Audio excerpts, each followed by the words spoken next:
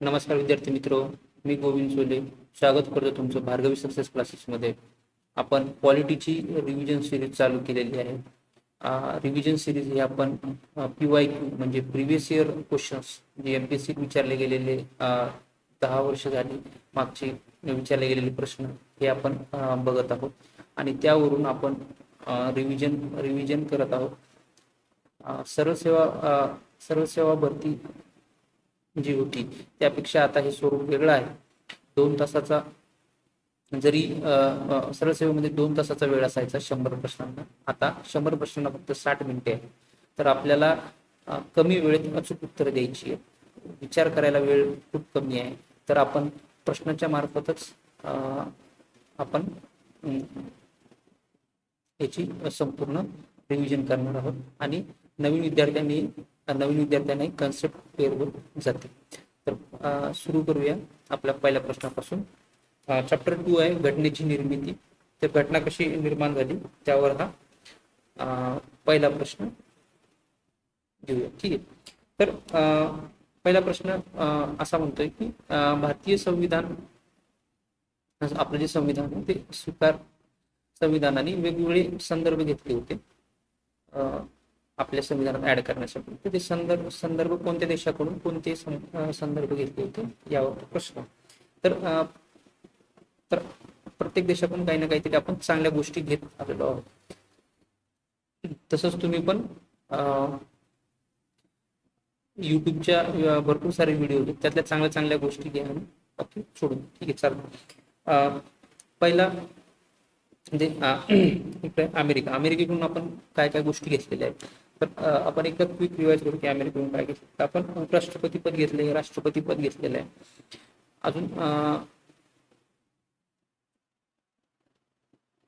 अजून काय घेतलेलं आहे. तर ज्युडिशियल रिव्ह्यू एक कन्सेप्ट आहे.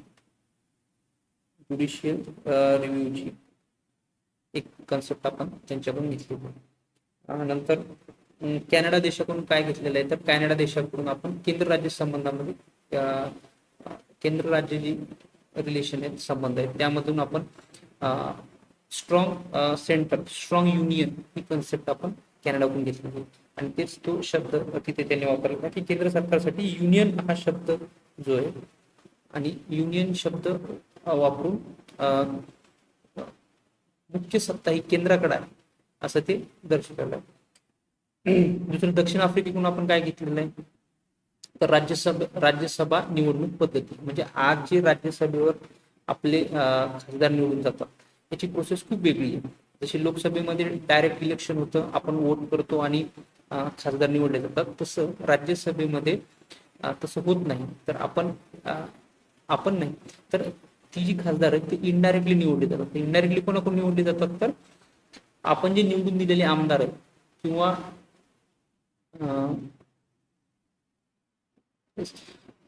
आपण निवडून दिलेले आमदार, हे आमदार वरच्या लोकांना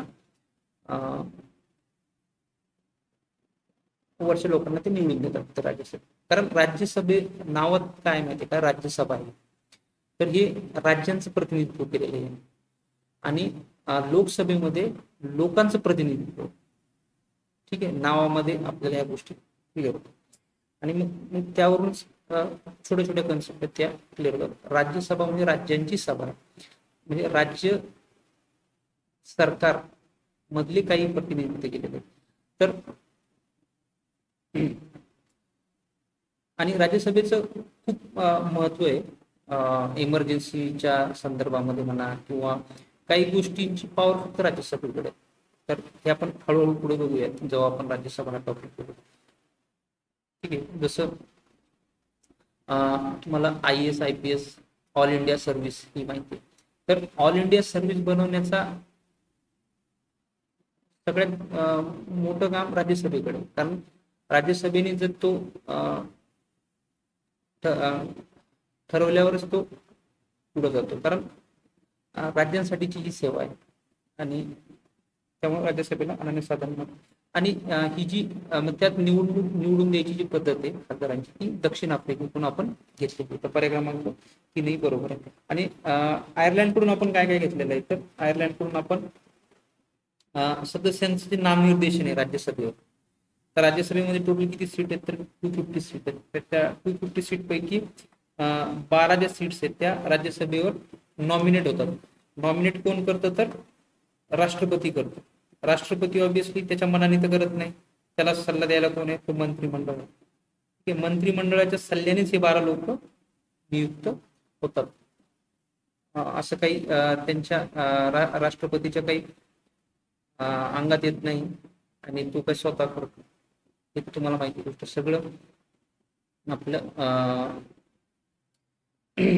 ठीक आहे. हे मागचा भाग दिसत नाही, मी पुन्हा लिहितो. इथं 12 मेंबर आहेत आणि 12 मेंबर हे राष्ट्रपती निवडून देतात आणि राष्ट्रपती नेमणूक करून देतात आणि त्याचा मंत्रिमंडळ त्याला सल्ला देतो आणि त्या मंत्रिमंडळाच्या सल्ल्यानुसारच त्या गोष्टी पुढं काम करतात. तर याचं उत्तर पर्याय क्रमांक 4 आहे. सर्व उत्तर बरोबर. नेक्स्ट क्वेश्चन जाऊ. तर नेक्स्ट क्वेश्चन असा आहे की घटना परिषद मध्ये विस्तृत चर्चा होऊन पुढील तरतुदींचा समावेश करण्यात आला. खालीलपैकी कोणत्या अनुच्छेदांचा त्यात समावेश होत नाही. आता प्रश्न काय माहिती का, की घटना परिषद म्हणजे जेव्हा आपली घटना बनत होती त्यावेळी विस्तृत चर्चा होऊन पुढील तरतुदींचा समावेश करण्यात आला आणि कोणत्या अनुच्छेदांना त्यात समावेश करून घेतलं नाही. एकदम स्टार्टिंग.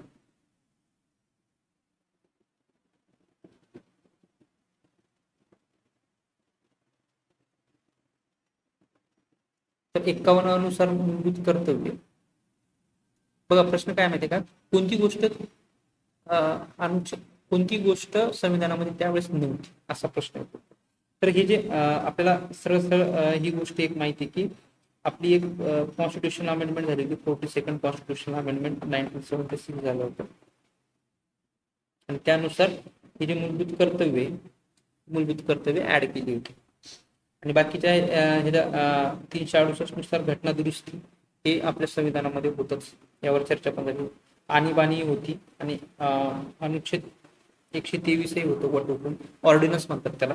राष्ट्रपती हे ऑर्डिनन्स काढतात आणि आपल्या गोष्टी जर संसदेचं सत्र नसेल, जसं आता आपलं सीजीपीचं आता प्रोटेस्ट चालू होतं आणि 20 जुलै तारीख होती सीजीपीच्या प्रोटेस्टची की 20 जुलैला आपण संसदेकडे जाणार. त्याच्या आधी का नाही गेले, त्याच्या आधी संसद चालूच नव्हती. संसद चालू नव्हती, म्हणजे संसदेचं सत्र चालू नव्हतं.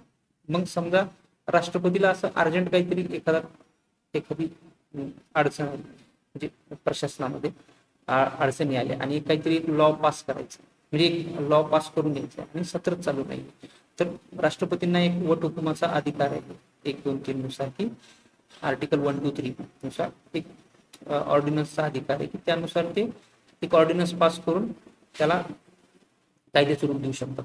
नंतर ते संसदेमध्ये पास करून येतात. काय प्रोसेस आहे वगैरे ते आपण त्या ऑर्डिनन्स टॉपिक आल्यानंतर आपण बघूया. तर हे तिन्ही पण. तर मग याच्यातलं कोणत्या अनुच्छेदाचा समावेश होत नाही, तर फक्त एक बरोबर असं याचं उत्तर आहे. पुढचा प्रश्न.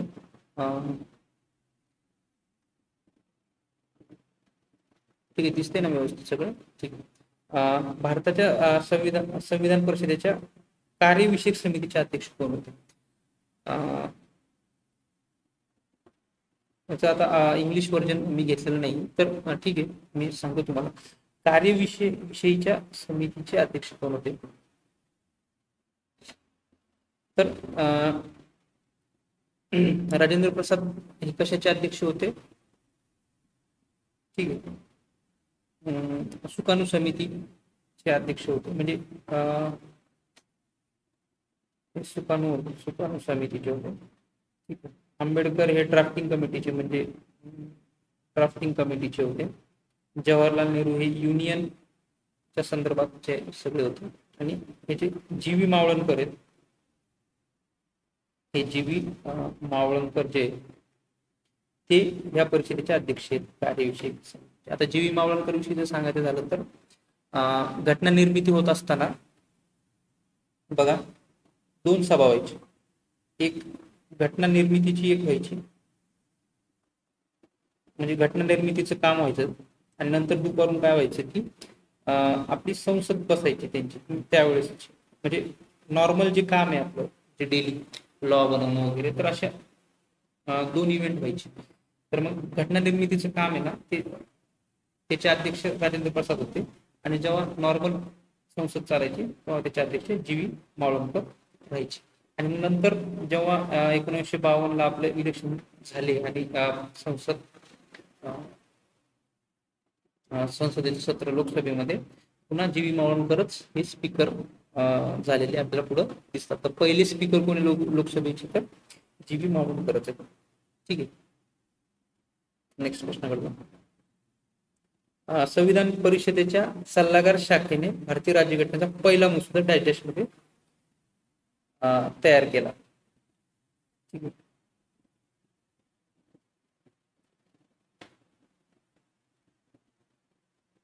त्याचं उत्तर काय, तर पहिला मसुदा आता या तारखा खूप महत्वाच्या आहेत घटना निर्मितीच्या. सर्व ज्या डेट्स आहेत त्या डेट्स खूप महत्वाच्या आहेत आणि त्या लक्षातच ठेवावं लागतात. तर मसुदा समिती जी आहे ज्याचे अध्यक्ष आपले कोण होते, तर बी आर आंबेडकर आपले अध्यक्ष होते. आणि मग ती स्थापना कधी झाली मसुदा समितीची,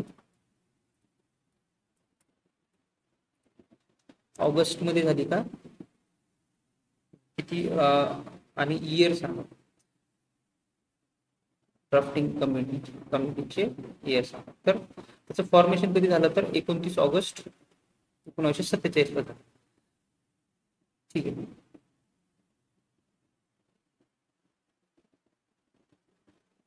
कधी झालं,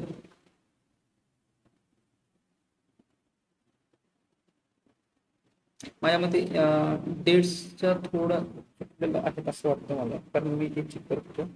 हे तर 1948 पाहिजे होते आणि पहिली जी ड्राफ्ट झाली ना, तर म्हणजे पहिलं जे ड्राफ्ट आला तो फेब्रुवारी 1948 मध्ये आलेला. तर थोडं याला करेक्ट करून घ्या, म्हणजे मला 1948 डेट घ्या सगळ्या, 1948 प्रिंटिंग मिस्टेक.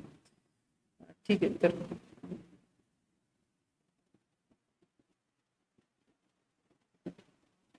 ठीक आहे, हा सोडा, हा प्रश्नच राहू द्या. मी याच्यात डेट सांगतो, इम्पॉर्टंट डेट्स मसुदा समितीच्या काय काय डेट्स. तो फॉर्म कधी झाला, तर 29 ऑगस्ट 1947 ला ड्राफ्टिंग कमिटी झाली आणि पहिला मसुदा जो आहे तो फेब्रुवारी 1948 ला प्रसिद्ध केला आणि रिव्ह्यू साठी ठेवला होता. मसुदा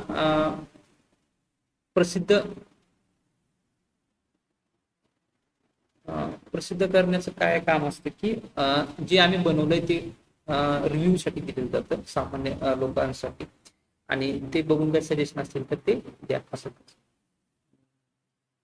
ठीक. 5 नंबरचा प्रश्न असा आहे की घटनेविषयक घटने परिषदेचे घटनात्मक सल्लागार किंवा कायदेशीर सल्लागार म्हणून कोणाची नियुक्ती केली होती. ठीक आहे. तर सल्लागारांना खूप इंग्लिशमध्ये कन्सल्टंट म्हणतात, कन्सल्टंट. ठीक आहे. तर त्याचं उत्तर सर बी एन राव, खूप फेमस व्यक्तिमत्व आहे. बी एन राव विषयी सांगायचं तर हे ICS अधिकारी होते. ठीक आहे, ICS अधिकारी होते आणि यांनी याआधी बर्मा या देशाचं पण कॉन्स्टिट्यूशन लिहिलं होतं. 1935 नंतर 35च्या ऍक्टने बर्मा हा ब्रह्मदेश त्यावेळेस ते वेगळा केला भारतापासून आणि त्याचं पण त्यांनी कॉन्स्टिट्यूशन लिहिलं. हे N Gopal Swami Iyengar, TT Krishnamachari, N Madhavrao हे कोण आहेत, हे पण हे ड्राफ्टिंग कमिटीचे मेंबर आहेत. अध्यक्ष आंबेडकर होते. ठीक आहे.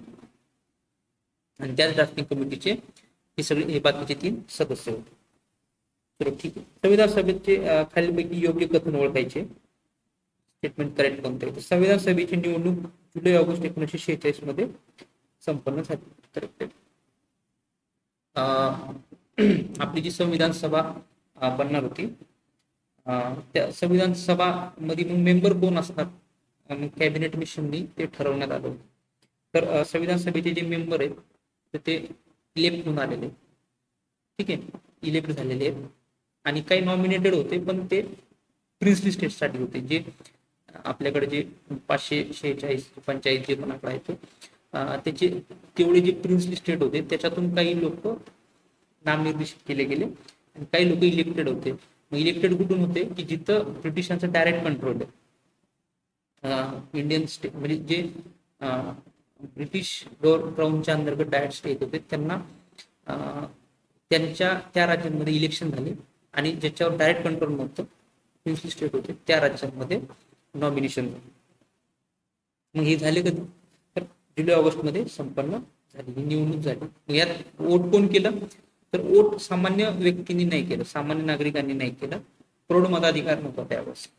म्हणजे प्रौढ झाला म्हणजे 18 वर्ष झाले किंवा 21 वर्ष झाले जे त्यावेळेस प्रौढ झाला आणि मत अधिकार भेटला असं त्यावेळेस नव्हतं. त्यावेळेस काही अटी होत्या मतदानाच्या त्यानुसार ते व्हायचं. आणि इथं म्हणजे जसं आज राज्यसभेच्या निवडणुका होतात त्या पद्धतीने त्या निवडणुका झालेल्या होत्या. आणि होतो आणि 10 लाख लोकसंख्येमागे 10 लाख लोकसंख्येमागे एक MP, एक खासदार, एक सदस्य असं ते एक गणित होतं त्यावेळेस. ठीक आहे, हे या स्टेटमेंट विषयी झालं. दुसरा असा आहे की संविधान सभेमध्ये भारतीय राष्ट्रीय काँग्रेसने 208 जागा जिंकल्या व मुस्लिम लीगने 73 जागा प्राप्त केल्या. तर हे स्टेटमेंट बरोबर.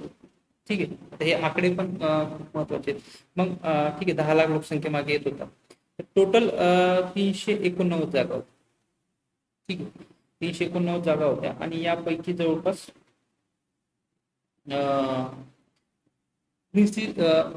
प्रिन्सली स्टेट जे होते त्यांना काही जागा दिल्या होत्या. त्यापैकी एकूण टोटल 299 जागा 296 जागा उरल्या. बाकीच्या जवळपास किती म्हणजे 93 जवळपास जागा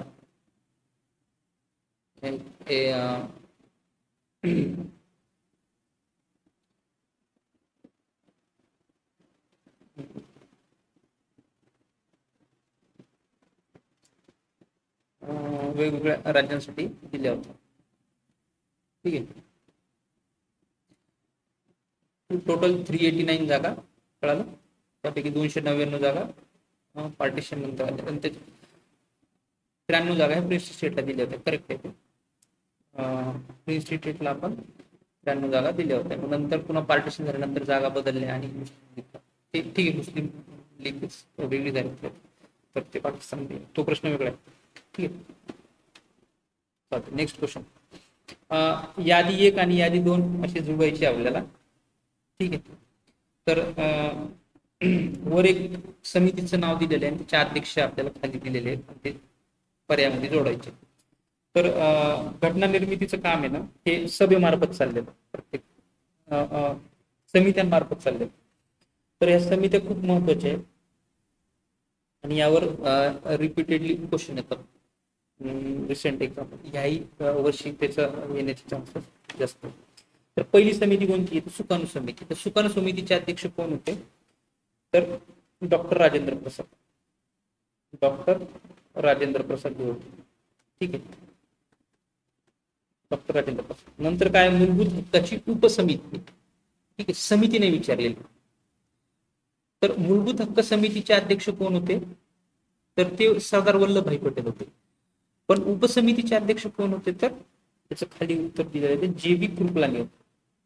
JB कृपलानी हे मूलभूत हक्क उपसमितीचे होते.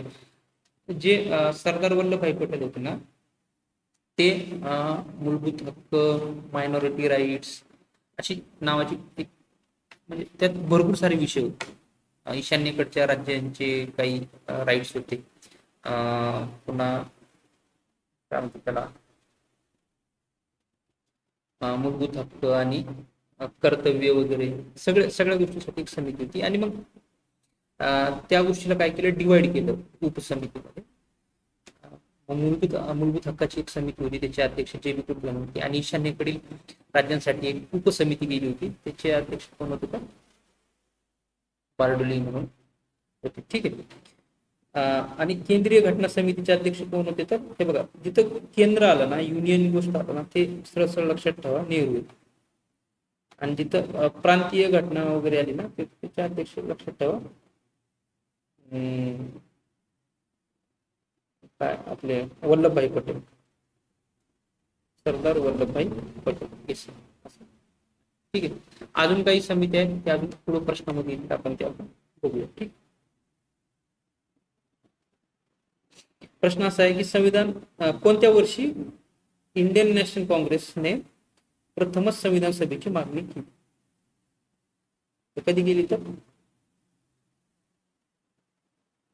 ठीक आहे, 1934 साली एम.एन. रॉय यांनी सर्वात प्रथम मागणी केली. बरोबर, हे आपण ऐक. आणि मग त्याच्या लगेच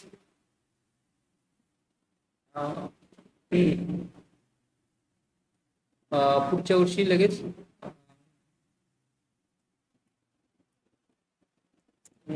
INC ने आपल्या ह्याच्यामध्ये ही मागणी केलेली. सर्वात प्रथम एम.एन. रॉय यांनी 1934 ला केली आणि लगेच 1935 ला INC ने केलेली आहे. तो पर्यावरण. ठीक आहे. Next question. संविधान सभेच्या कोणत्या सदस्याने अध्यक्षीय प्रणाली स्वीकारण्यासाठी अनुकूलता दर्शवली होती? त्याचं उत्तर के.एम. मुन्शी आहे. ठीक आहे. ठीक आहे, हा प्रश्न थोडा आउट ऑफ द ब्लूच आहे, म्हणजे थोडा वेगळा असेल हा, असे प्रश्न. ठीक आहे. 10 नंबरचा प्रश्न घ्या. संविधान सभेच्या कोणत्या समितीचे अध्यक्षपद डॉक्टर राजेंद्र प्रसाद यांनी भूषवले नाही म्हणले? ठीक आहे. ह्या प्रश्नावर काय समजते की राजेंद्र प्रसाद हे कोणत्या समितीचे अध्यक्ष होते हे शोधलं की नसणाऱ्याचा तो पर्याय आपल्याला शोधायचा. सुकाणू समितीचे होते, यस होते. प्रक्रिया विषयक नियमाचे ते होते. वित्तीय स्टाफचे होते. आणि मूलभूत अधिकार उपसमितीचे ते नव्हते. कारण याचे अध्यक्ष कोण होते? आत्ताच आपण वरच्या प्रश्नामध्ये पाहिलं तर जे.बी. कृपलानी. कोण होते? जे.बी. कृपलानी. जे.बी. कृपलानी हे कोण होते? मूलभूत अधिकाराच्या उपसमितीचे ते अध्यक्ष होते.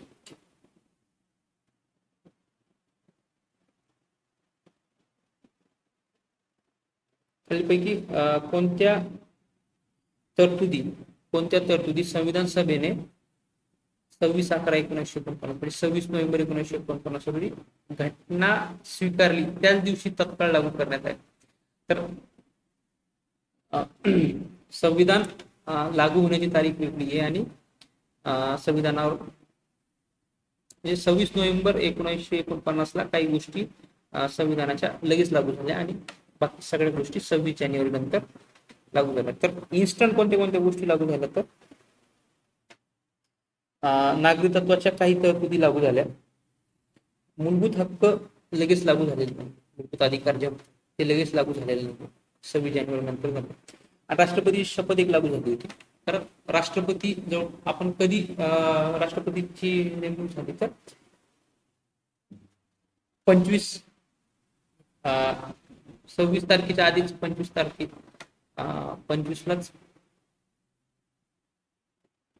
25 जानेवारीला आपण राष्ट्रपतींना शपथ दिली होती. तर मग 26 जानेवारी पर्यंत वाट नाही बघू शकत आपण शपथ देण्यासाठी. तर आधीच राष्ट्रपती नेमणूक झाली आणि मग आपण प्रजासत्ताक झालो 26 जानेवारी. ही एक होती.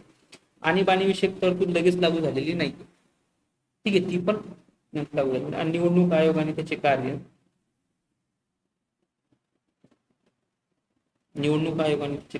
तर निवडणूक आयोगाचं पण लागू झालं होतं कारण राष्ट्रपतीची निवडणूकच घ्यायची होती. ठीक आहे, निवडणूक आयोग. तर ब आणि ड नाहीये, बाकी ते सोडून सगळे हेच पर्याय क्रमांक 4 मध्ये दिसतात. अ, क आणि ई. ठीक, अ, क, ई. मूलभूत अधिकार आणि आणीबाणी वगैरे लगेच लागू झाले. Next question. अयोग्य कथन ओळखायचे. हत्ती हे संविधान सभेचे चिन्ह आहे. येस, भारत हा हत्ती म्हणून ओळखला जातो.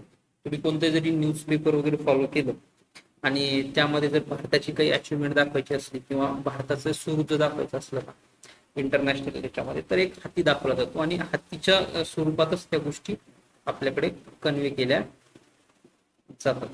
आणि आपल्या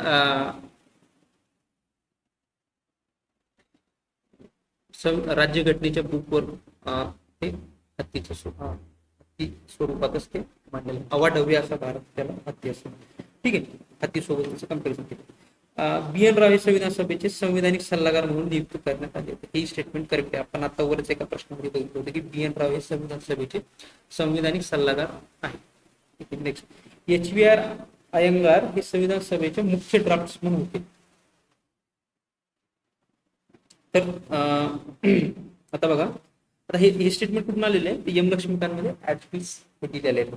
ठीक आहे, याचं मी डिटेल लेक्चर पण घेतलेलं आहे युट्यूब चॅनलवर, तिथं बघू शकतो. ह्याला आपण पेंडिंग ठेवू. आणि प्रेम बिहारी रायजादा हे संविधानाचे सुंदर हस्ताक्षरकार होते. हे उत्तर हे बरोबर आहे की प्रेम बिहारी रायजादा यांनी सुंदर हस्ताक्षर आपलं कॅलिग्राफी मध्ये ते लिहिलेलं आहे. पण एच व्ही आर अयंगार आहेत ना, हे ड्राफ्ट्समन नव्हते. तर एच व्ही आर अयंगार जे आहेत ना, ते कोण होते, तर सचिव होते. ठीक आहे, ते सचिव होते. ड्राफ्ट्समन कोण होते, तर एच सी मुखर्जी होते. मुखर्जी हे ड्राफ्ट्समन. ठीक आहे, त्याचं डिटेल लेक्चर ना आपण ऑलरेडी युट्यूबवर घेतलेलं, त्याच्यामध्ये तुम्हाला ते सापडेल. ठीक, 1946 मध्ये संविधान सभेला उद्घाटनाच्या अधिवेशन सत्रामध्ये खालीलपैकी कोणत्या देशांनी शुभेच्छा संदेश पाठवले होते. हे ठीक आहे, एवढं काय महत्वाचं नाही आहे प्रश्न. ठीक आहे, असे प्रश्न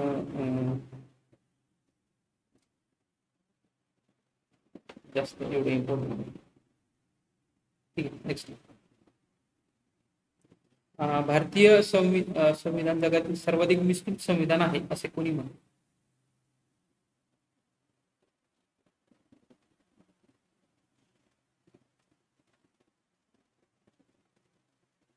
भारतीय संविधान जगातील सर्वात विस्तृत संविधान आहे असे कोणी म्हणले होते. सर आयवर जेनी यांनी म्हटलं होतं. हे स्टेटमेंट कुठून आहे, तर हे एम लक्ष्मीकांत मध्ये दिलेलं आहे ऍज इट इज. हे तिथे तुम्हाला भेटून. शेवटचा घेऊ आता 15 नंबरचा प्रश्न. ठीक आहे, समिती दिलेली सुकाणू समिती आणि त्याचे अध्यक्ष. आताच आपण बघितले सुकाणू समितीचे अध्यक्ष राजेंद्र प्रसाद. हा रिपीट क्वेश्चन झाले बघा, क्वेश्चन किती रिपीट होत आहेत बघा. ठीक आहे, प्रेडिशियल समिती अधिकार पत्रांची जी समिती होती ते कोण होतं त्याचं, हे अल्लादी कृष्ण स्वामी अय्यर. अल्लादी कृष्ण स्वामी अय्यर. मूलभूत अधिकार उपसमिती आणि अल्पसंख्याक समिती. मूलभूत अधिकार उपसमिती आता पण 3दा झालेला आहे. आता हे रिपीट आपल्याला पाठच झालं पाहिजे आतापर्यंत. जे बी कृपलानी हे होते. आणि अल्पसंख्याक समितीचे कोण होते, तर एच सी मुखर्जी हे अल्पसंख्याक उपसमितीचे अध्यक्ष होते. आणि हे त्याचे पर्याय बघा कसं कसं करायचं आणि तुम्हाला उत्तर भेटून जाईल. ठीक आहे, आपण क्वेश्चनची संख्या जरी कमी कव्हर करत असलो तरी थोडं डिटेलमध्ये बघत आणि याच्यामधून आपलं मेन उद्दिष्ट प्रश्न सोडवणं तर आहेच, आणि त्यासोबत रिव्हिजन होणं खूप महत्वाचं आहे. आणि आपण तेच करतोय. ठीक आहे, पुन्हा पुढचे क्वेश्चन आपण उद्याच्या लेक्चरमध्ये बघू. ठीक आहे, थँक्यू.